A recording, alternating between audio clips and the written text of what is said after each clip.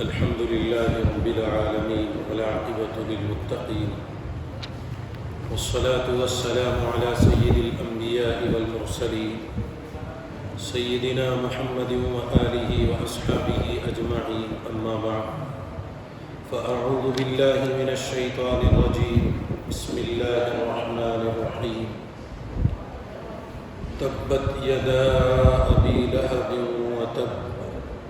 ما أغنى عنه ماله وما كسب سيصلى نارا ذات لهب وامرأته حمالة الحطب في جيدها حبل من مسد صدق اللہ العظیم۔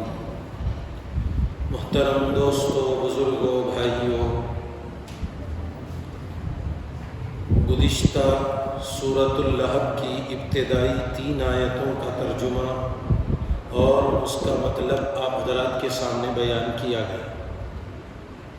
قرآن پاک کی ایک ایسی صورت ہے جس میں اللہ تبارک و تعالیٰ نے ابو لہب اور اس کی بیوی ام جمیل دونوں کا قصہ ایک ساتھ بیان فرمایا، یعنی ایک ہی صورت میں میاں بیوی کا تذکرہ اللہ نے اس صورت میں کیا، لیکن بدقسمتی کی بات یہ کہ ان کا تذکرہ اچھائی کے طور پر، تعریف کے طور پر نہیں کیا گیا، برائی کے ساتھ کیا گیا۔ برائی کا مطلب ان کے برے عملوں کا نتیجہ، برے کاموں کے اثرات کا اظہار اس میں کیا گیا۔ دونوں کے دونوں، دیکھیے دنیا کا نظام یہ کہ کوئی نہ کوئی تو آدمی اچھا اور نیک ہونا چاہیے۔ جہاں دونوں میں خرابی ہوگی تو حال کیا ہوگا کہ شوہر بھی اور بیوی بھی،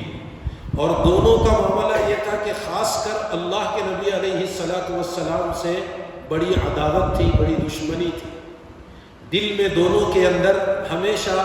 اللہ کے نبی علیہ السلام کے خلاف سازش کا مزاج ہوا کرتا تھا۔ ابو لہب نے تو کھلا صفا کی پہاڑی کے موقع پر اللہ کے نبی علیہ السلام کو موقع ملتے ہی بد دعا دینی شروع کر دی۔ ایک تو دشمنی بھی ہوتی تھی، دشمنی کیا کرتا تھا، لیکن ساتھ ساتھ جب صفا کی پہاڑی کے موقع پر ایک موقع ملا تو ابو لہب نے اللہ کے نبی علیہ السلام کے حق میں بد دعا فرمائی۔ حالانکہ اس بد دعا کا اثر اللہ کے نبی علیہ السلام کی ذات پر کچھ نہیں ہوا، بلکہ الٹا اسی پر ہو گیا، اور اللہ تبارک و تعالی ناراض ہو کر اس کی اس بد دعا کے بدلے میں وہ فیصلہ اسی کے حق میں کر دیے جو دوسرے کے لیے وہ چاہتا تھا۔ اسی سے معلوم ہوا کہ انسان جب دوسروں کی برائی چاہتا ہے تو وہ دوسرے کا نقصان نہیں کرتا بلکہ اپنا ہی نقصان کر لیتا ہے۔ لیکن عجیب مزاج ہے انسان کا کہ دوسرے کی برائی، دوسرے کے خلاف سازش کرنے کا اس کو ایک مزہ آتا ہے، وہ اس میں لگ جاتا ہے۔ حالانکہ جو دوسروں کے حق میں برا سوچتا ہے، برائی کا معاملہ ان کے ساتھ کرتا ہے، تو دوسرے کا نقصان ہو یا نہ ہو مگر خود اپنا نقصان تو وہ کر لیتا ہے۔ جیسے اس صورت میں اللہ تبارک و تعالیٰ نے ابو لہب کا واقعہ سنایا ہے کہ نبی پاک علیہ السلام کے لیے ہلاکت اور بربادی کا تذکرہ کیا، بد دعا کی۔ اللہ تبارک و تعالیٰ نے اس کے جواب میں اس سے کہا کہ ابو لہب کے ہاتھ تو ٹوٹ گئے، وہ تو برباد ہو گئے۔ اسی لیے گزشتہ آپ کو بتایا گیا تھا، عربی میں تاکید پیدا کرنے کے لیے فعل کے بعد مصدر استعمال ہوتا ہے، لیکن یہاں عربی اس قاعدے کو چھوڑ کر یہاں ماضی کا صیغہ استعمال کیا گیا۔ اس کا مطلب یہ کہ یقینی طور پر وہ کام ہو گئے۔ ابو لہب نے اللہ کے نبی علیہ السلام کے حق میں جو بد دعا دی وہ قبول ہوئی کہ نہیں وہ الگ بات ہے،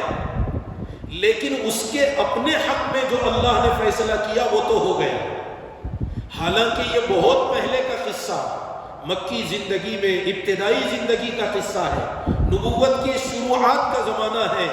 جبکہ اس کے ساتھ حالات یعنی غزوہ بدر کے بعد اس پر اللہ کی طرف سے پکڑ آئی اور اس کو سزا کے طور پر طاعون کی بیماری اس کے اندر پیدا ہو گئی اور اسی طاعون کی بیماری میں وہ مر بھی گیا۔ تو معلوم یہ ہوا کہ ہمیں کبھی بھی کسی کے حق میں برا نہیں چاہنا، کسی کو بلا وجہ بد دعا وغیرہ کے الفاظ استعمال نہیں کرنا، اس لیے کہ اگر وہ ناحق ہوتے ہیں تو وہ واپس لوٹ کر ہماری طرف آ جاتے ہیں۔ عام طور پر ہم سوچتے نہیں، جلد بازی میں، غصے میں، دشمنی میں، عداوتوں میں کبھی کبھی بددعائیہ جملے استعمال کرتے ہیں، حالانکہ سامنے والا اس کا مستحق نہیں ہوتا ہے، وہ اس کا حقدار نہیں ہوتا، مگر ہماری طرف سے زیادتی ہو جاتی اور اس کا نقصان اور وبال ہماری ہی جان پر آ جاتا، بعد میں ہم ہی پریشان ہو جاتے ہیں۔ ہمارے اوپر جب حالات آتے تو ہمیں خود اس کی وجہ سے تکلیف محسوس ہوتی ہے۔ لہذا ایک بات تو ابو لہب کے سلسلے میں یہ بات گزشتہ آپ کے سامنے رکھنی تھی، جو رہ گئی وہ یہ کہ ہم دوسروں کا برا چاہیں گے تو اس میں سب سے پہلا نقصان ہمارا ہوگا۔ اس لیے ہمیشہ ہماری ذمہ داری یہ کہ ہم دوسروں کے حق میں برا نہ سوچیں، برا نہ کریں، یعنی برائی کا برتاؤ نہ کریں، بلکہ اچھائی کو سوچیں، اچھا معاملہ ان کے ساتھ کریں۔ اسی طرح ابو لہب کے تذکرے کے بعد آگے 2 آیتوں میں ابو لہب کی بیوی ام جمیل کا ذکر کیا، جو ابو سفیان ابن حرب کی بہن تھی۔ حالانکہ ابو لہب اللہ کے نبی علیہ السلام کا چچا اور بڑے خاندان سے اس کا تعلق تھا، لیکن بیوی، شوہر اور بیوی اللہ کے نبی کی عداوت اور دشمنی کی وجہ سے ہمیشہ وہ اللہ کے نبی علیہ السلام کے خلاف سازشیں کرتے تھے۔ جیسے ابو لہب کے بارے میں صفا کی پہاڑی کے واقعے کا ذکر آیا، ایسے ہی ابو لہب کی بیوی ام جمیل کے بارے میں بھی آتا ہے کہ یہاں اللہ تبارک و تعالیٰ نے ام جمیل کا تذکرہ کرتے ہوئے فرمایا کہ وہ حمالۃ الحطب، یہ عربی میں یہ محاورہ ہے، یہ جملہ اس کے لیے آتا ہے جلانے کے لیے لکڑیاں چن کر کے لانا، جلانے کے لیے لکڑیاں جمع کرنا، جلائی جانے والی لکڑیوں کے جمع کرنے کے لیے یہ لفظ استعمال ہوتا ہے۔ یہاں اللہ تبارک و تعالیٰ نے ابو لہب کی بیوی ام جمیل کے حق میں یہ کیوں استعمال کی؟ اس کی وجہ علماء نے 3 وجوہات یہاں اس کی بیان کی گئی۔ ایک تو یہ کہ عرب کا ایک دستور تھا کہ اس قسم کا جملہ چغل خوری کے معنی میں استعمال ہوتا ہے۔ جیسے آگ جلانے کے لیے لکڑیاں جمع کرتے ہیں، آگ لگاتے ہیں تو نقصان ہو جاتا ہے، ایسے ہی چغل خوری کرنا، ایک دوسرے کے خلاف ادھر سے ادھر باتیں لگا کر لڑائی جھگڑے کروانا، یہ بھی ایک قسم کا نقصان ہے اور یہ بھی ایک قسم کی آگ لگانے کی طرح۔ عرب میں چغل خوری کرنے کے لیے ایک محاورے کے طور پر حمالۃ الحطب کا جملہ حمال الحطب کا لفظ استعمال کیا جاتا ہے۔ تو یہاں ابو لہب کی بیوی کا بھی یہی کام تھا کہ ہمیشہ اللہ کے نبی علیہ السلام کے خلاف یعنی عورتوں میں جہاں لوگوں کے پاس جاتی تو ان کے خلاف کچھ نہ کچھ باتیں لگا دیا کرتی تھی، جس کی وجہ سے لوگوں میں اللہ کے نبی علیہ السلام کے خلاف ان کی ذہن سازی ہو جایا کرتی تھی۔ اسی طرح یہ عام لفظ ہے، ضروری نہیں کہ یہ ام جمیل کے ساتھ، دنیا بھر کے ہم سب کے ساتھ، مردوں کے لیے، خاص کر عورتوں کے لیے، مستورات کے لیے بھی اس کا استعمال کیا گیا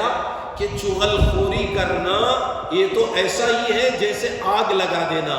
کسی کو نقصان پہنچا دینا، ایک دوسرے کے خلاف سازشیں کرنا،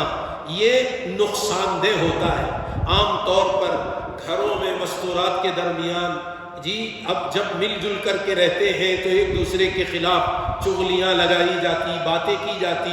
دیکھیے حدیث پاک میں 3 گناہوں کا تذکرہ ایک ساتھ کیا گیا ہے، جس میں جھوٹ بولنے کا، غیبت کرنے، چغل خوری کرنا، جھوٹ اور چغل خوری اور غیبت، اور ایک روایت میں اس کو چغل خوری کرنے کو سود کے لین دین کے کاروباری کرنے والے کے برابر بتایا گیا۔ جیسے سودی کاروبار کا کرنا برا ہے، ایسے ہی چغل خوری کا کرنا بھی برا ہے۔ ابو لہب کی بیوی کے لیے حمالۃ الحطب کا یہ جو جملہ استعمال کیا گیا، ایک وجہ یہ کہ وہ چغل خوری کیا کرتی تھی، اور اس کی چغلی کھانے اور کرنے کا تذکرہ اس آیت میں کیا گیا۔ دوسرا مطلب یہ کیا گیا جو عام طور پر علماء مفسرین اس سورت کی تفسیر کے ضمن میں بیان کرتے ہیں، وہ یہ ہے کہ ابو لہب کی بیوی ام جمیل کا کام یہ تھا کہ وہ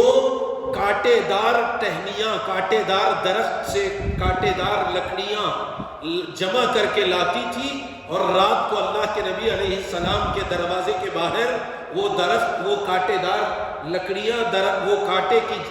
وہ شاخیں وہ اللہ کے نبی کے دروازے پہ بچھا دیا کرتی تھی۔ صبح سویرے رات کے اندھیرے میں اللہ کے نبی علیہ السلام بیدار ہوتے، صبح کو جیسے ہی باہر نکلتے آپ کے قدم مبارک ان کانٹوں پر پڑتے، آپ کو وہ کانٹوں کی وجہ سے تکلیف ہوا کرتی تھی۔ اس طرح کا معاملہ وہ بار بار کیا کرتی تھی، تو اس کی وجہ سے اس کا تذکرہ ہی حمالۃ الحطب سے کر دیا گیا کہ یہ اللہ کے نبی علیہ السلام کے لیے کانٹے دار لکڑیاں چن چن کر کے جمع کر کے لایا کرتی تھی، جس کی وجہ سے اللہ کے نبی کو تکلیف ہوتی، آپ کو پریشانی ہوتی، تو اس کی بنیاد پر اس ام جمیل کے لیے اللہ تعالیٰ نے بجائے اس کا نام ذکر کرنے کے ابو لہب کی بیوی جو بہت زیادہ لکڑیاں جمع کرتی تھی، لکڑیاں ڈھو ڈھو کر کے لایا کرتی تھی، یعنی خاص کر کے کانٹے دار لکڑیاں لایا کرتی تھی۔ تیسرا مطلب حضرت مفتی شفیع صاحب رحمۃ اللہ علیہ نے یہ بیان فرمایا کہ یہ یہاں لکڑیاں اٹھا کر کے لانا، لکڑیوں کے گٹھر اٹھانا، یہ جو ذکر کیا گیا یہ دنیا کا معاملہ نہیں ہے، یہ تو آخرت کا معاملہ، جہنم میں میاں بیوی کو جہنم میں داخل کیا جائے گا۔ دونوں کا ذکر کیا گیا، جیسے اوپر والی آیت میں سیصلی نارا ذات لہب، وہاں تو اس کا ذکر ہوا، تو بیوی کو بھی وہاں جہنم میں، میاں بیوی کو جہنم میں ڈالا جائے گا۔ تو وہ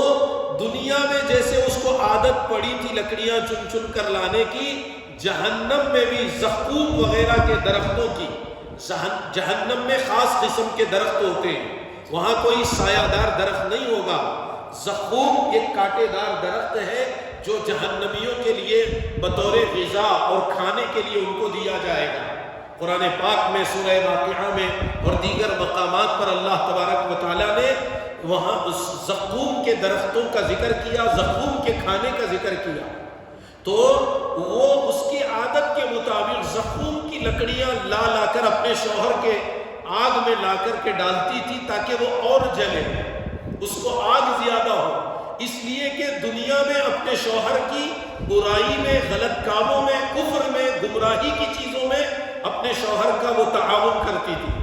تو آخرت میں اپنے شوہر کے عذاب کے زیادتی کے لیے وہاں لکڑیاں اٹھا کر کے لا کر کے ڈالیں۔ معلوم یہ ہوا اس سے کہ کم سے کم میاں بیوی میں کوئی نہ کوئی تو خیر کے کام کرنے والے، اچھے کام کرنے والے ہوں، ورنہ اگر دونوں کے دونوں کا یہ معاملہ ہو اور ایک دوسرے کا تعاون نیکی اور بھلائی کے کاموں میں کرنا چاہیے، برائی کے کاموں میں ایک دوسرے کا ساتھ دینا اچھا نہیں ہے، ورنہ دونوں کو سزا ایک ساتھ دی جائے گی، جیسے دنیا میں ایک ساتھ یہ کام کر رہے ہیں آخرت میں بھی یہی معاملہ ہوگا۔ اس لیے اللہ تبارک و تعالیٰ نے ابو لہب کی بیوی ام جمیل کے تذکرے میں حمالۃ الحطب کا ذکر کیا کہ اس کے یہ کام تھے، اس کے یہ کرتوت تھے، وہ اس قسم کی برائیاں کیا کرتی تھی۔ اس سے بچنے کے لیے ہم لوگوں کو بھی اس کا حکم دیا گیا ہے کہ دیکھو، ایک تو اس کی بیوی کا ایک عمل یہ تھا کہ وہ چغل خوری کیا کرتی تھی، ہمیں بھی حکم دیا گیا کہ چغل خوری سے بچنا چاہیے، کسی کے خلاف کسی کے سامنے کوئی برائی نہ کرے۔ عام طور پر ہمارا مزاج بن گیا، جیسے ہی کوئی کسی میں برائی دیکھی جائے گی، جب تک جا کر دوسروں کو نہیں لگائیں گے، دوسروں کو نہیں بتائیں گے، دوسروں کو اس کے خلاف نہیں بولیں گے، ہمیں چین نہیں آتا، ہمیں سکون نہیں ملتا، ہمیں اچھا نہیں لگتا، اور ہم ایک دوسرے کے خلاف فلاں ایسی ہے، فلاں ویسا ہے، فلاں یہ کرتا ہے، اس قسم کی باتیں کر کے ہم خوش ہو جاتے، حالانکہ ہماری ان باتوں کی وجہ سے خاندانوں میں دشمنیاں پیدا ہو جا رہی، آپس میں لڑائی جھگڑے ہو جا رہے، لوگوں میں نا اتفاقیاں پیدا ہو جاتی ہیں، اور اس کی وجہ سے کتنے بڑے بڑے نقصانات ہوتے ہیں، ہم اس نقصان کا خیال نہیں کرتے، اپنے دل کی بھڑاس اتارنے کی فکر میں لگے رہتے ہیں، جبکہ اس سے ہمارا کوئی فائدہ نہیں ہے۔ اگر ہم کسی کے خلاف کسی کی کوئی برائی دیکھ رہے ہیں، کسی کے بارے میں کوئی چیز ہمیں معلوم ہے، دوسروں کو لگائیں گے تو کیا فائدہ ملے گا؟ ہمیں اس سے کیا فائدہ ہوگا؟ کوئی فائدہ نہیں، الٹا دوسروں کا نقصان ہوگا، اور اس نقصان کے ضمن میں ہمارا اپنا بھی نقصان ہو جاتا ہے۔ تو ایک تو یہ کہ چغلخوری کی برائی کو یہاں بیان کیا گیا، دوسرا یہ کہ وہ اللہ کے نبی علیہ السلام کے لیے لکڑیاں، کانٹے دار کانٹوں کی لکڑیاں لا کر کے آپ کے راستے میں ڈالا کرتی تھی۔ اس سے بھی یہ بتایا گیا کہ کسی کے راستے میں رکاوٹیں ڈالنا، کسی کو تکلیف پہنچانا، یا کوئی آدمی ہماری وجہ سے پریشانی میں مبتلا ہو، ہم خوش ہوں، یہ ہمارے لیے اچھی بات نہیں ہے۔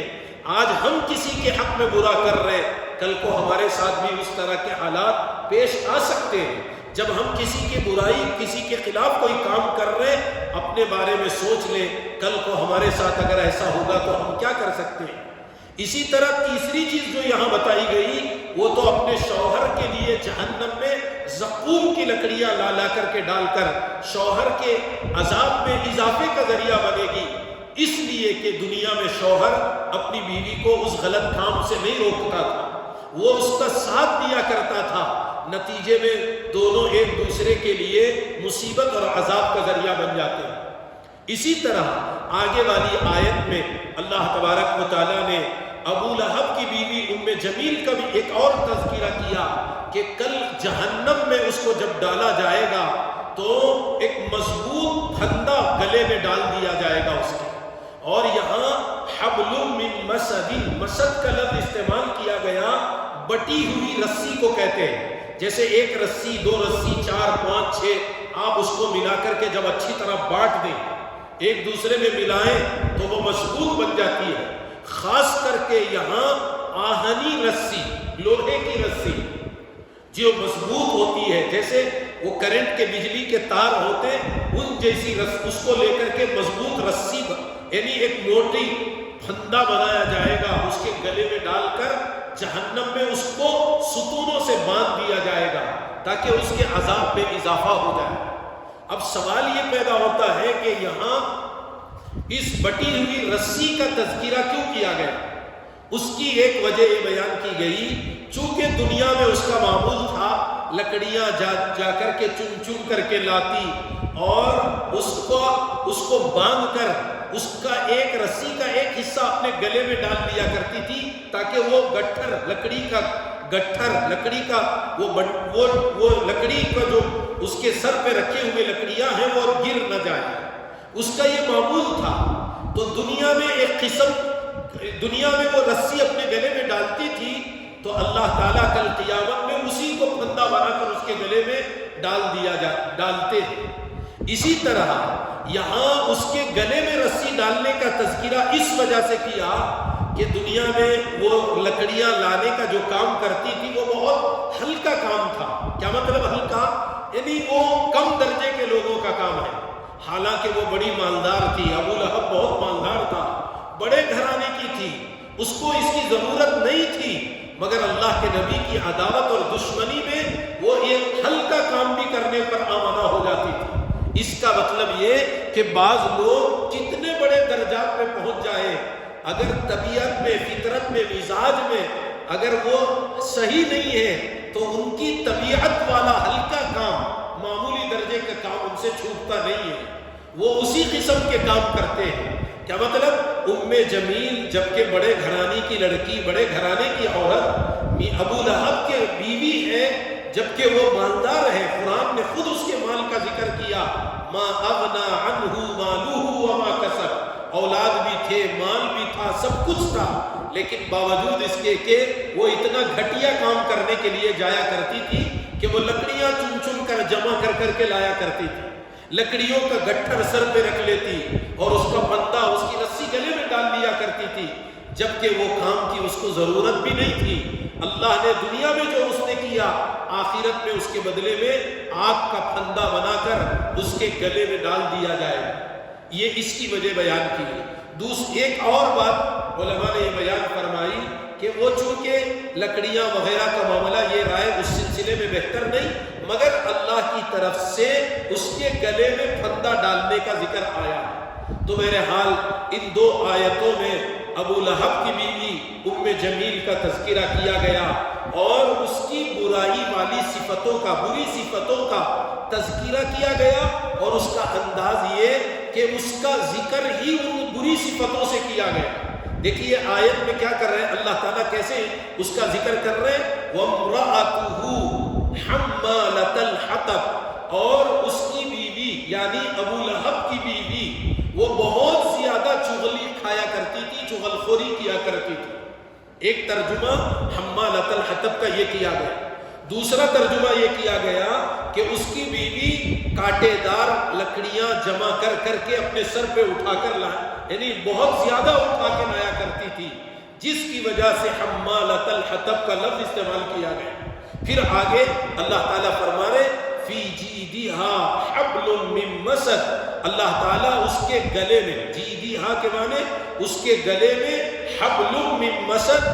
مضبوط بٹی ہوئی رسی اس کے گلے میں ڈال دی ہے۔ رسی گلے میں ڈالنے کا مطلب یہ کہ وہ پھندا بنا کر کے ڈالا جاتا ہے، جیسے کسی کو سولی پہ لٹکایا جاتا ہے تو اس کے لیے رسی کا مضبوط پھندا ہوتا ہے، وہ گلے میں ڈال کر اس کو کسا جاتا ہے، جس کی وجہ سے آدمی کا گلا گھوٹ جاتا ہے۔ یہاں بھی اس کے گلے میں اس پھندے کی طرح،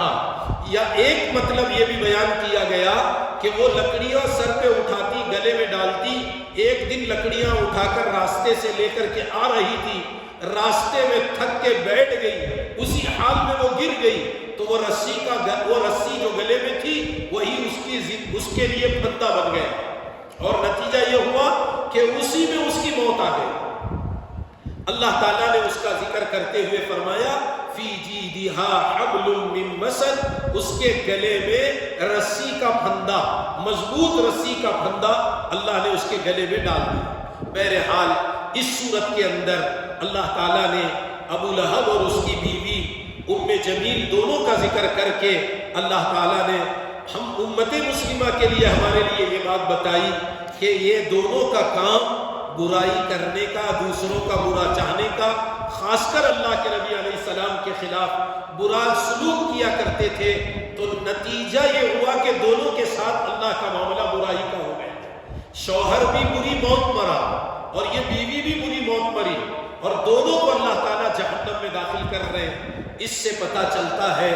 ہم اپنی زندگی کے اندر ہمیشہ اچھے کام کریں، لوگوں کے ساتھ حسن سلوک، اچھا معاملہ کریں، اچھا سلوک کریں، کبھی کسی کا برا نہ چاہیں، کسی کے خلاف کوئی غلط کام نہ کریں، برا نہ سوچیں، ورنہ ہم تو یہ سمجھ رہے وقتی طور پر کسی کی چغل خوری کر لی، کسی کے خلاف کچھ بول دیا، کسی کے خلاف کوئی سازش کر لی، کسی کے حق میں کوئی کر بھی دیا، وقتی طور پر کچھ ہمیں مزہ مل جائے گا اور سامنے والے کو تکلیف ہو جائے گی، لیکن انجام اور اس کا نتیجہ اچھا نہیں ہوتا ہے، اس کا انجام ہمیشہ برا ہوتا ہے۔ لہذا اس صورت کے ذریعے اللہ تبارک و تعالیٰ نے ہم لوگوں کو یہ بات بتائی ہے کہ ایک دوسرے کے خلاف نہ سازشیں کرنا، نہ چغل خوری کرنا، نہ کسی کا برا چاہنا، ہمیں اپنی زندگی کے معاملے میں محتاط رہ کر اچھی زندگی گزارنے کی فکر کرنا۔ اللہ سے دعا کریں اللہ تبارک و تعالی ہم تمام کو صحیح معنوں میں ان آیتوں کو، قرآن کی ان صورتوں کو، ان باتوں کو صحیح معنوں میں سمجھنے کی اور اس پر عمل کرنے کے اللہ ہم سب کو توفیق عطا فرمائے، اور اللہ تبارک و تعالی صحیح معنوں میں قرآن مجید کے سمجھنے کی اور اس پر عمل کرنے کی اللہ ہمیں توفیق عطا فرمائے۔ آمین۔ وآخر دعوانا